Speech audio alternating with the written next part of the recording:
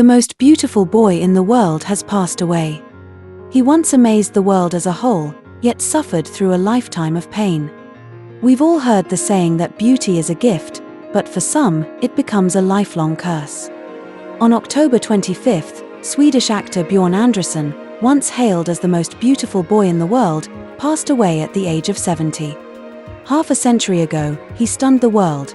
Half a century later, he left quietly, his face having captivated millions.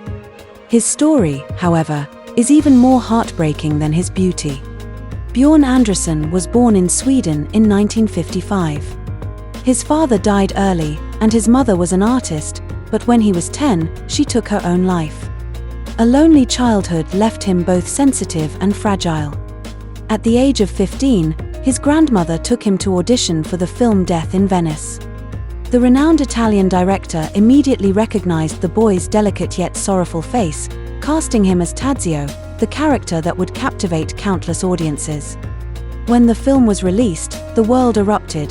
The media called him the most beautiful boy in the world, the Japanese hailed him as the original idol, and Europeans dubbed him the ultimate in male beauty.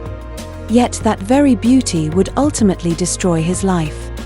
He was invited countless times to various events, tours, commercials, and parties. The media swarmed around him, fans idolized him, and some even said that whenever he appeared at a Japanese airport, it would grind to a halt. A manga artist even used him as the model for Oscar in the Rose of Versailles.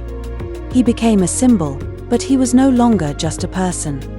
Rumors began to circulate, and the American media started fabricating scandals involving him and other boys. Powerful men tried to become his patrons. One wealthy sponsor even gave him a weekly allowance of 500 francs, asking only that he stay in one of his apartments, keeping him like a caged canary. Bjorn Andrésen initially agreed to this arrangement, but eventually he broke down, saying, "I want to go out, I want to go somewhere else, to be an ordinary person." In 1977, Bjorn Andrésen made a brief return to acting, taking on a few minor roles, but he soon disappeared from the entertainment industry.